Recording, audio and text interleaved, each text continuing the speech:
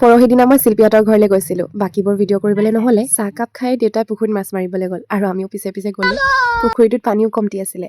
মাছবোৰ একেবাৰে তিৰবিৰাইছে, দেখিয়ে ভাল লাগি গৈছে। প্ৰথম জালতে ইমান কেইজনী উঠিলে। সঁচা কথা ক'বলৈ গ'লে মই যে এনেকৈ মাছ মৰা দেখাই নাই। ঘৰৰ ওচৰতে নদী আছে যদিও ঘৰত মাছ মৰা মানুহে নাই। তাৰপাছত মাছৰ লগত আৰু ঢেৰ কিবা কিবি আইটেমেৰে ভাত খালোঁ আমি। বাকী তাৰপাছত ভিডিঅ' ক্লিপ মই ল'বলৈ নহ'লে এই দুগৰাকীয়ে যি লৈছিলে আৰু ৰ'ব দেখাই দিওঁ। ৰদালিয়ে ৰদ দে আলি কাটি জালি দিম বৰ প্ৰিয়া পাৰি দিম তাতে বহি বহি বাৰু তাৰপাছত এয়া কালি শিলঘাট ফালে আমাৰ কেটাৰিং আছিলে। মানুহ ঘৰত সত্যনাৰায়ণ পূজা আছিলে। আমাৰ 7 গৰাকীকহে তেওঁলোকে মাতিছিলে আৰু আমি চবেই ইউনিফৰ্মত প্ৰায় 12:30 মান বজাত গৈ আমি তাত পালো। গৈ পোৱাৰ পাছত চাহ বনাই মেলি দিয়াৰ দায়িত্ব তেওঁলোকে আমাকে দিছিলে। একচুৱেলি চাহ বনাই মেলি দিয়াটো আমাৰ ভাগত নপৰে, তথাপি আমি কৰিছো বাৰু। তাৰপাছত এয়া আকৌ লুচি পুৰি বনাবলৈ আমাক দিয়া নাছিলে দেই, এনেহে বৈ বনাই আছিলে। বাকী দি মেলি থকা সময়খিনিৰ ভিডিঅ' ক্লিপ বাৰু লোৱা নহয়, সকলো ব্যস্ত হৈ থকা হয় যে। এয়া ৰাতি 12 মান বজাত কীৰ্তন হৈ আছিলে আৰু আমাক কীৰ্তনৰ মানুহখিনিক খুৱাই মেলিহে আহিবলৈ কৈছিলে।